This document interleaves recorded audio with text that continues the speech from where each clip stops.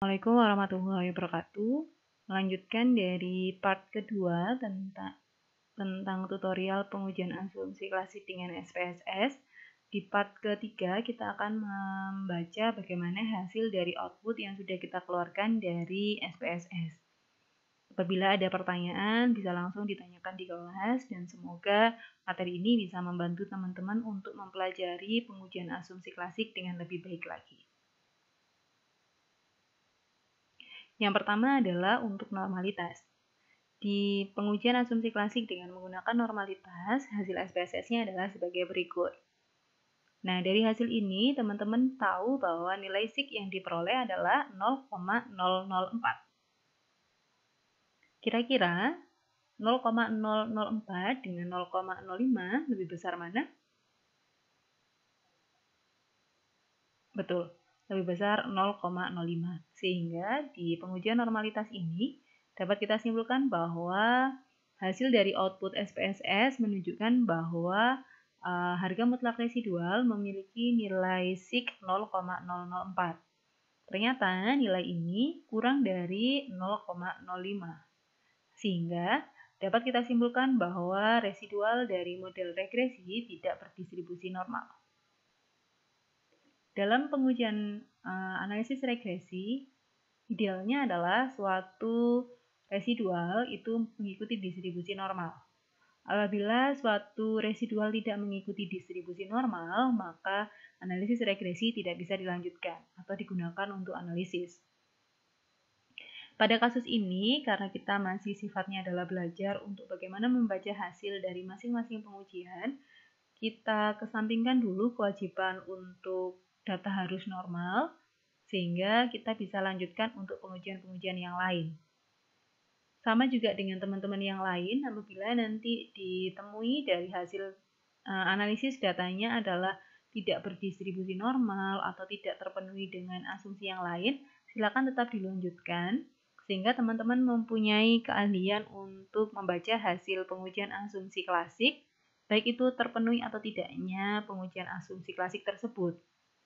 Nah, apabila nanti teman-teman sudah paham bagaimana membaca hasilnya, baru nanti teman-teman bisa belajar bagaimana cara mengatasi ketika ada salah satu pengujian yang tidak terpenuhi. Nah, itu adalah salah satu bagian dari materi tambahan yang tidak akan saya masukkan di dalam pertemuan kita, karena itu sifatnya adalah personal. Personal di sini maksudnya adalah satu kasus dengan kasus yang lain tidak selalu memiliki tingkat kesulitan yang sama, sehingga terkadang satu kasus dia terjadi tidak terpenuhi, tetapi dengan kasus yang lain dengan data yang berbeda dia terpenuhi.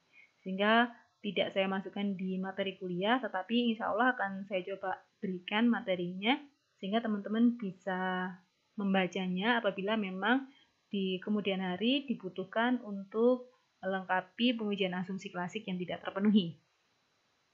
Nah, dari hasil yang di sini disimpulkan bahwa uji asumsi normalitas tidak terpenuhi. Yang kedua adalah heteroskedastisitas.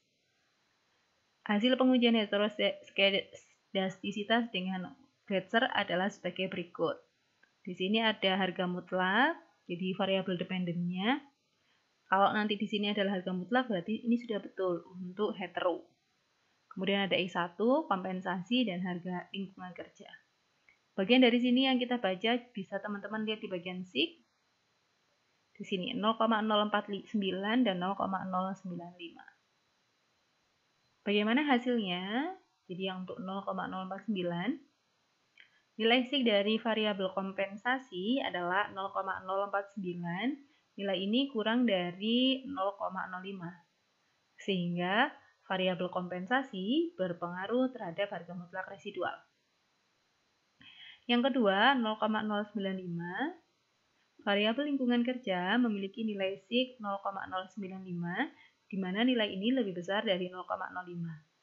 Sehingga variabel ini tidak berpengaruh terhadap residual. Karena ada kompensasi yang berpengaruh dan lingkungan kerja yang tidak berpengaruh, kesimpulan akhir kita apa? Kesimpulan akhir kita adalah Karena ada satu variabel kompensasi yang memiliki pengaruh terhadap harga mutlak residual, maka terjadi kasus heteroskedastisitas.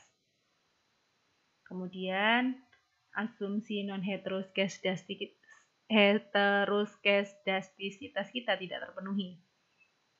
Ada cara lain untuk agar asumsi kita terpenuhi adalah dengan menggunakan metode yang lain, yaitu dengan menggunakan Rang-Sperman, seperti yang sudah kita keluarkan dari SPSS, seperti berikut. Nah, dari sini kita lihat bahwa kita punya SIK untuk kompensasi dan lingkungan kerja terhadap harga mutlak residual. Hasil ini dapat kita baca bahwa nilai signifikansi dari variabel kompensasi adalah 0,110. Nilai ini lebih besar dari 0,05. Sehingga variabel kompensasi tidak memiliki hubungan dengan harga mutlak residual. Hasil yang sama berlaku untuk lingkungan kerja, di mana lingkungan kerja memiliki nilai SIK sama dengan 0,559 lebih besar dari 0,05. Sehingga variabel lingkungan kerja tidak memiliki hubungan dengan harga mutlak residual. Karena kedua variabel di dalam penelitian ini tidak memiliki hubungan, maka dapat kita simpulkan bahwa tidak terjadi kasus heteroskedastisitas pada model regresi yang kita teliti. Pasti teman-teman akan bertanya-tanya kenapa dengan menggunakan Glatzer dia tidak terpenuhi, tetapi dengan menggunakan korelasi Rang-Sperman dia justru terpenuhi. Karena memang dengan menggunakan metode yang berbeda, perhitungan statistik yang digunakan juga berbeda, sehingga dimungkinkan bahwa hasil pengujiannya juga akan berbeda. Apalagi tadi SIK yang kita dapatkan adalah 0,049, itu kan sebenarnya hampir mendekati 0,05, sehingga dengan menggunakan Rang-Sperman kemungkinan akan terpenuhi. Akan tetapi ketika nilai SIK yang kita miliki itu adalah sangat kecil sekali, meskipun dengan menggunakan Rang-Sperman bisa jadi juga tidak terpenuhi. Jadi, penggunaan metode yang lain tidak selalu akan menghasilkan hasil yang berbeda. Terkadang memang dia akan menghasilkan hasil yang sama. Saya lanjutkan. Pengujian yang selanjutnya adalah autokorelasi. Saya punya nilai di sini, model summary, ada Durbin-Watson 2,067. Nah, di penelitian ini, saya menggunakan datanya adalah 34, K-nya 2. Nanti teman-teman bisa lihat di bagian tabel Durbin-Watson, nanti teman-teman akan dapatkan nilai DU adalah 1,580 dan DL adalah 1,333. Sehingga 4 min DU-nya adalah 4 min 1,580 yaitu 2,420. Karena nilai DU kurang dari DW kurang dari 4 min DU, maka dapat kita simpulkan bahwa tidak terjadi kasus autokorelasi atau asumsi non-autokorelasi terpenuhi. Jadi asumsi non-autokorelasinya terpenuhi. Jadi ini sudah sesuai. Selanjutnya, yang selanjutnya adalah multikolinearitas dengan menggunakan nilai VIF dan tolerance. Kita dapatkan bahwa nilai tolerance untuk kompensasi adalah 0,857 dengan VIF-nya adalah 1,167. Nilai ini toleransi lebih besar dari 0,1 dan VIF-nya kurang dari 10. Sehingga dapat kita simpulkan pada variabel kompensasi tidak terjadi multikolinearitas. Hal yang sama terjadi pada variabel variabel lingkungan kerja di mana dia memiliki nilai toleransi yang sama dengan kompensasi. Sehingga dapat kita simpulkan bahwa tidak terjadi multikolinearitas baik pada kompensasi dan lingkungan kerja. Kesimpulannya adalah karena keduanya tidak ada multikolinearitas secara umum, dapat kita simpulkan bahwa pada model regresi ini tidak terjadi multikolinearitas dan asumsi non-multikolinearitas terpenuhi. Terakhir, linearitas. Tadi kita dapatkan tabel ANOVA sebagai berikut. Cara membacanya adalah teman-teman lihat di bagian deviation from linearity. Cukup lihat bagian sig. Nah, karena nilai sig deviation from linearity-nya adalah 0,955, lebih besar dari 0,05, maka model regresi dari variabel kompensasi terhadap kepuasan kerja itu adalah model regresi linier. Nah, bagaimana untuk lingkungan kerja? Sama, silakan dilihat bagian deviation from linearity, lihat di bagian sig.